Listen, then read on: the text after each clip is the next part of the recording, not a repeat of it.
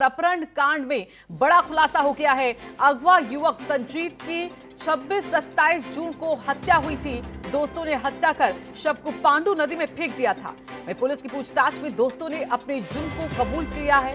संजीत के शव को तलाशने में अब पुलिस जुट गई है। तो मामले में आपको बता दें कि 30 लाख रुपए की फिरौती दी गई थी। 22 जून को संजीत का अपहरण हुआ। 23 जून को परिजनों ने गुमशुदगी की रिपोर्ट लिखाई और उसके बाद फिरौती के लिए यहां पर फोन आया जिसमें 30 लाख रुपए की रकम मांगी गई। तो लगातार एक तरफ पुलिस छानबीन कर रही थी, पूछताछ कर रही थी, तो वहीं दूसरी तरफ संजीत की हत्या कर उसकी शव को पांडू नदी में फेंक दिया गया और 30 लाख रुपए की फिरौती मांगी गई। शक जब दोस्तों पर हुआ तो उनसे पूछताछ की गई और इसी पूछताछ में उन लोगों ने इस बात का खुलासा किया है।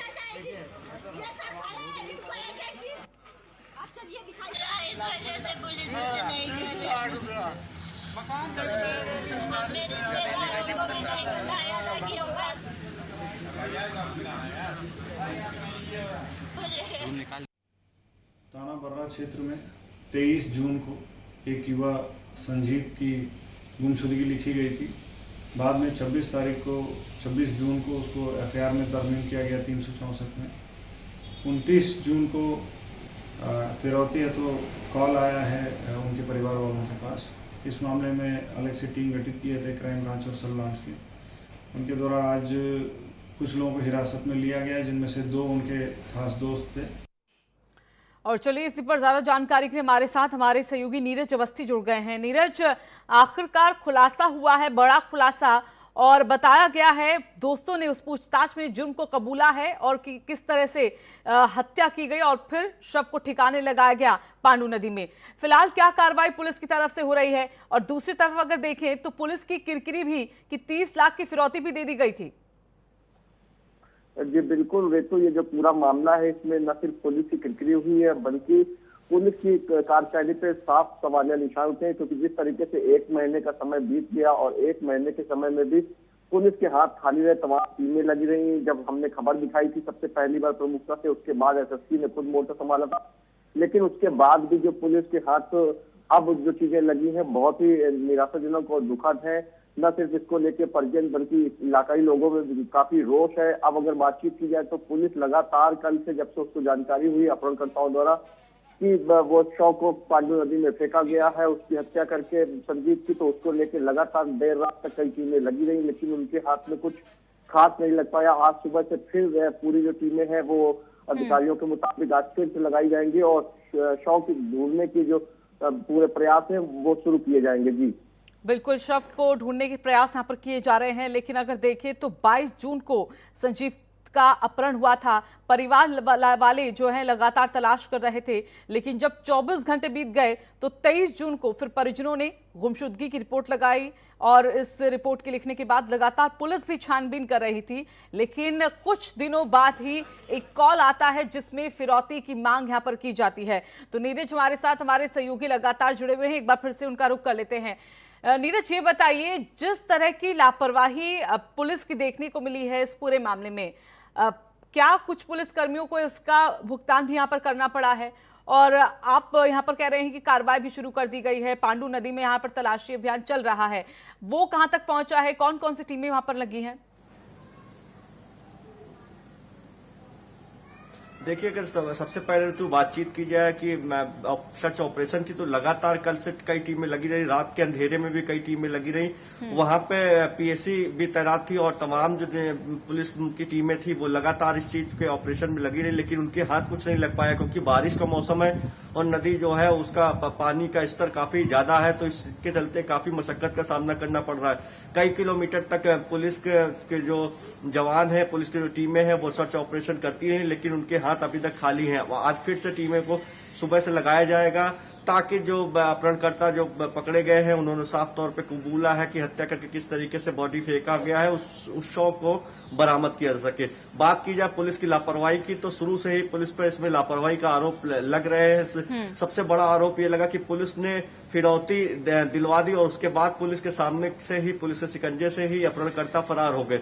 उसके बाद से तब से उनका कुछ पता नहीं लगा। लगातार जब सवाल उठाए गए तमाम चीजों को लेके और काफी इस मामले में जब पुलिस की किरकिरी हुई तो तत्कालीन जो थाना अध्यक्ष है रणजीत राय, उनको थाने से निलंबित किया गया। लेकिन सिर्फ निलंबित किए जाने से इतनी बड़ी लापरवाही पर कोई कार्रवाई नहीं होती। तमाम और पुलिसकर्मी है, बर्रा थाने के तमाम और टीमें हैं जो इसमें लगातार लगी रही और उनके हाथ खाली रहे और उसका खामियाजा उस परिवार को भुगतना पड़ा। जी ऋतु। नीरज, ये बताइए, जिस तरह से दोस्तों पर फिर शक हुआ पुलिस को और पूछताछ की कड़ाई से, जिसके बाद उन्होंने अपने जुर्म को कबूला है, कुछ उसमें बतलाया गया है कि आखिरकार किस वजह से उन्होंने अपहरण किया, फिर हत्या को अंजाम दिया, या फिर फिरौती का ही उनका मकसद था कि फिरौती की रकम उन्हें लेनी थी?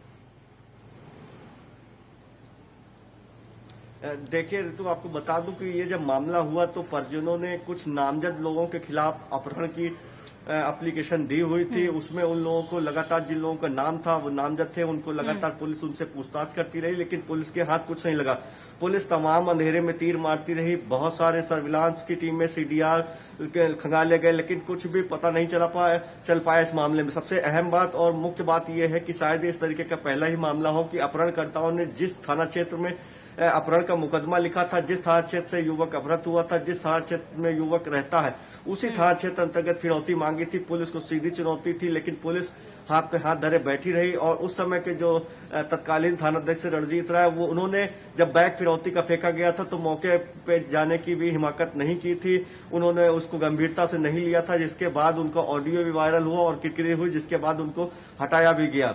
अगर बातचीत की जाए कि दोस्तों को कैसे पता चला, तो इस पे लगातार जो टीमें थी वो लगातार परिजनों से बात कर रही थी, तमाम अन्य लोगों से बात कर रही थी कि जिन पे शक हो उस तरीके से उनको हिरासत में लिया जाए। इसी तरीके से तमाम ऐसे लोगों को हिरासत में लिया गया था, न सिर्फ मोहल्ले के बल्कि संजीत के मिलने वालों को भी, कि उनसे पूछताछ की जा सके। इसी कड़ी में उसका एक दोस्त जो उसके साथ पहले एक हॉस्पिटल की उस स्टाफ के साथ में उसके साथ काम करता था, जो फार्मासिस्ट था, उसके ऊपर जब शिकंजा कसा गया, उसकी बातों से कुछ ऐसा पुलिस को लगा तो उसके ऊपर शिकंजा कसा गया। तो उसने बताया कि उसने अपने एक अन्य साथी व उसके 4 मित्रों के साथ इस घटना को अंजाम दिया है। उनका कहना था कि संजीत जिस तरीके से बातें करता था, उस हिसाब से लगता था कि संजीत के परिजनों के पास बहुत पैसा है, इसलिए उन्होंने ये पूरी कहानी गढ़ी। अभी हालांकि पुलिस इन चीजों को लेकर पूरी रूप से कुछ स्पष्ट नहीं कर रही है, लेकिन पुलिस जांच में अभी जो हमारे सूत्रों के द्वारा इसी तरीके की चीजें समझ में आ रही हैं। और रतनलाल नगर जो बर्रा था से सिर्फ 2-3 किलोमीटर दूर ही है, वहां पे अपहरण करने के बाद युवक को रखा गया था और वहीं से उसको ले जाया गया, जहां से उसको मौत के घाट उतारा गया। ऋतु। नीरज, ये बताइए, अभी जिस तरह से लापरवाही यहाँ पर पुलिस की सामने आई है और जिस तरह की कार्यशैली उनकी रही, अब जो संजीत के परिजन है वो क्या कुछ कह रहे हैं वहां पर? देखिए, तो संजीत के जो परिजन है वो लगातार पुलिस की कार्यशैली पर सवाल उठा रहे हैं। लगातार वो ये कह रहे हैं कि पुलिस अगर चाहती तो उनके बेटे के साथ ऐसा ना होता। वो शुरू से ही इन चीजों को लेके मीडिया के सामने साफ तौर पे बोल रहे हैं, लापरवाही का आरोप लगा रहे हैं, न सिर्फ बर्रा इंस्पेक्टर पे जो तत्कालीन है, उसके अलावा जो SP साउथ अपर्णा गुप्ता है, उनके ऊपर भी इस तरीके के आरोप लगातार लगाए जा रहे हैं। और साफ कहा जा रहा है कि उनके लापरवाही और आरोपों को चलते ही इस मामले में देरी हुई और जिसके चलते उनको खामियाजा भुगतना पड़ा अपने बेटे की जान को देकर। जी। और नीरज, जैसे कि दोस्तों ने अब आखिरकार अपना जुर्म कबूल कर लिया और बताया कि कैसे इसकी प्लानिंग की गई और वजह क्या थी जिसको लेकर संजीत ने ये कहीं ना कहीं श्योर किया था कि इतनी संपत्ति शायद उसके परिवार के पास है कि वो उसे ले सकते हैं। जो फिरौती की रकम है 30 लाख, क्या पुलिस ने उसे बरामद कर लिया है? देखिए, इस फिरौती की रकम को लेकर शुरू से ही जब आरोपों में पुलिस गिरी तो तमाम तरीके की सफाई दी गई, तमाम तरीके की दलील दी गई कि बैग में सिर्फ कपड़े थे, एक लोकेशन के लिए मोबाइल दिया गया था। लेकिन परिजन लगातार शुरू से ही आरोप लगा रहे थे कि उनको कहा गया था कि फिरौती के पैसों वाला बैग लेके आइए और वो उस बात पे डटे रहे थे। हालांकि जब ये मामला ज्यादा मीडिया में प्रकाश आया, तमाम जो राजनीतिक दलों के बड़े नेता है उन्होंने इस मामले को लेकर ट्वीट किया, तो फिर उसी बीच जो संजीत की बहन है वो अपने बयान से पलटी थी। लेकिन उसके अगले ही दिन या कहें उसी दिन रात में ही उसने बताया कि पुलिस ने उनके ऊपर दबाव डाला था कि इस तरीके की चीजें न बोले। उसने साफ तौर पे कहा था कि जब मेरा भाई आ जाएगा तब मैं सारे प्रूफ सामने रखूंगी, कहां से हमने ये पैसा इकट्ठा किया और कैसे हमने इस पैसे को दिया। तो अब ये देखने की बात होगी कि जो आरोप ये लग रहे थे उन चीजों को लेके और जिसपे परिजन लगातार अड़े हुए थे उनमें कितनी सच्चाई है और क्या क्या प्रूफ है परिजनों के पास। ऋतु, अभी फिलहाल क्या नीरज वहां पर जो पुलिस की कार्रवाई है वो चल रही है, जो रेस्क्यू ऑपरेशन है वो कब तक चलेगा, कितना समय लग सकता है, इसको लेकर कोई अभी जानकारी? देखिए, देर रात जो संजीत के परिजन थे और मोहल्ले के लोग थे वो लगातार पूरे दिन, चूंकि पुलिस की तरफ से कोई जानकारी सटीक नहीं आ पा रही थी उनके पास, उनको सही तरीके से ब्रीफ नहीं किया जा रहा था और घटना के बारे में पूर्ण तरीके से नहीं बताया जा रहा था, तो काफी परेशान थे। देर रात जब बर्रा थाना पुलिस वहां पहुंची तो परिजनों की नाराजगी उन्हें देखने को मिली, जिसके बाद कई थानों का फोर्स वहां इकट्ठा हो गया और रात ही में जो टीमें थी उन लोगों को किसी तरीके से समझा बुझाकर गोविंद नगर थाना ले गए। वहां देर रात तक अधिकारी बंद कमरे में परिजनों के साथ बातचीत करते रहे, उन्हें आश्वासन दिया है कि लगातार उनकी टीमें जो हैं वो शव को खोजने के प्रयास में लगी हुई है और जो दोषी हैं उनके खिलाफ सख्त कार्रवाई की जाएगी। लेकिन जो परिजन है वो इस चीज पर बेहद नाराज है कि इसमें मामले में पूरी लापरवाही की गई, जिसके चलते उनके बेटे की जान गई है। और लगातार जो रात में अधिकारियों के द्वारा बताया गया था कि कई टीमें पांडू नदी में सर्च ऑपरेशन के लिए लगी हुई थी, चूंकि बारिश का समय है, जल स्तर बढ़ा हुआ है, इसलिए पुलिस को काफी मशक्कत करनी पड़ रही है। सुबह भी कहा गया था कि जो ऑपरेशन के लिए टीमें हैं सर्च ऑपरेशन के लिए वो लगा दी जाएंगी और किसी तरीके से जो संजीत था अपहृत युवक, उसकी बाइक अपहरणकर्ताओं द्वारा लिया गया बैग और उसके शव को किसी तरीके बरामद करने की फिराक में पुलिस लगातार लगी हुई है। जी चलिए, फिलहाल पुलिस कार्रवाई कर रही है, देखना होगा कि क्या जिस तरह की लापरवाही उनके जरिए बरती गई है उसका खामियाजा वो भुगत पाएंगे या नहीं। धन्यवाद फिलहाल आपका नीरज, हमारे साथ जुड़ने के लिए।